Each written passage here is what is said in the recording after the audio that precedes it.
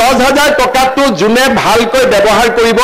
তেওঁলোকক 1 বছৰৰ ভিতৰত আমি আৰু 25,000 টকা দিম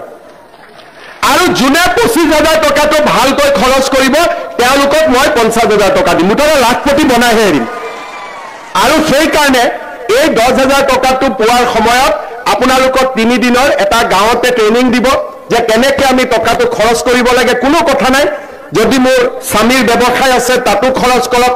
নহলে নিজৰ ঘৰতে খাল আছে তাতে খৰচ কৰক ভাল কামত খৰচ কৰিলে আপোনালোকে দ্বিতীয়বাৰ তৃতীয়বাৰো চৰকাৰৰ পৰা সহায় পাই থাকিব তাৰ আই মাতৃসকল 10,000 টকাটোতে কিন্তু আপোনালোকে ৰেষ্ট ল'ব নোৱাৰিব এই 10,000 টকাটো আপোনালোকে ভাল কৰি ব্যৱহাৰ কৰিব যাতে পিছৰ বছৰ মই আপোনালোকক 25,000 টকা কৈ দিব পাৰো তাৰ বাবেও আপোনালোকে পৰীক্ষাত পাছ কৰিব লাগিব যদি 10,000 টকাটো মোৰ হাজবেণ্ডে লৈ যায় মই পৰীক্ষাত ফেল কৰি যাম কিন্তু 10,000 টকাটো মই যদি ভাল কৰি ব্যৱহাৰ কৰো আমাৰ খালখনত ব্যৱহাৰ কৰো গাহৰি পালন কৰো মুৰ্গী পালন কৰো তেতিয়া হলে আমি আৰু 25,000 টকা লাভ কৰিম অলপ টকাটো আৰম্ভণি যিসকলে 10,000 টকাটো ভালকৈ খৰচ কৰিব নিজৰ স্বামীৰ ব্যৱসায় আছে তাতে খৰচ কৰিলেও হ'ব ঘৰত হাল পাতিলেও হ'ব যিসকলে 10,000 টকাটো অলপ আগতে মোক বাইদেউ এজনীয়ে কৈছে কনকলতা বৰুৱাৰ প্ৰতিমূৰ্তিত মালা দিওঁতে বাইদেৱে কৈছে 10,000 টকাটো পালে মই এটা মোবাইল কিনি ল'ম এইটো নকৰিব এই 10,000 টকাটো যোনে ভালকৈ ব্যৱহাৰ কৰিব তেওঁলোকক 1 বছৰৰ ভিতৰত আমি আৰু 25,000 টকা দিম 10,000 টকাকৈ আমি বিয়াৰ কাৰ্যসূচী আৰম্ভ কৰিম প্ৰতিগৰাকী গ্ৰুপৰ মহিলাই 10,000 টকাকৈ লাভ কৰিব এতিয়া আপোনালোকে ক'ব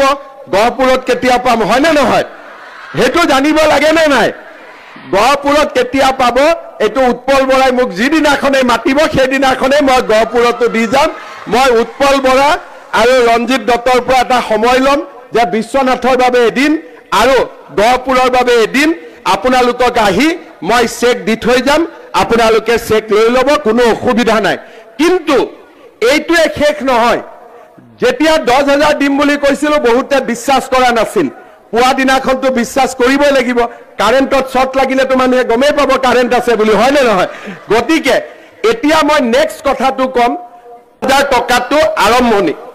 যিসকলে 10,000 টকাটো ভালকৈ খৰচ কৰিব নিজৰ স্বামীৰ ব্যৱসায় আছে তাতে খৰচ কৰিলেও হ'ব ঘৰত হাল পাতিলেও হ'ব যিসকলে 10,000 টকাটো অলপ আগতে মোক বাইদেউ এজনীয়ে কৈছে কনকলতা বৰুৱাৰ প্ৰতিমূৰ্তিত মালা দিওঁতে বাইদেৱে কৈছে 10,000 টকাটো পালে মই এটা মোবাইল কিনি ল'ম এইটো নকৰিব এই 10,000 টকাটো যোনে ভালকৈ ব্যৱহাৰ কৰিব তেওঁলোকক 1 বছৰৰ ভিতৰত আমি আৰু 25,000 টকা দিম আৰু যোনে 25,000 টকাটো ভালকৈ খৰচ কৰিব তেওঁলোকক মই 50,000 টকা দিম মুঠতে লাখপতি বনাইহে এৰিম আৰু সেই কাৰণে এই 10,000 টকাটো পোৱাৰ সময়ত আপোনালোকক 3 দিনৰ এটা গাঁৱতে ট্ৰেইনিং দিব যে কেনেকৈ আমি টকাটো খৰচ কৰিব লাগে কোনো কথা নাই যদি মোৰ স্বামীৰ ব্যৱসায় আছে তাতো খৰচ কৰক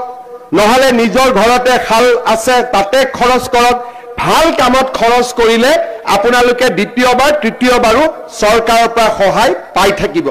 অৰ্থাৎ প্ৰতিটো পদতে প্ৰতিটো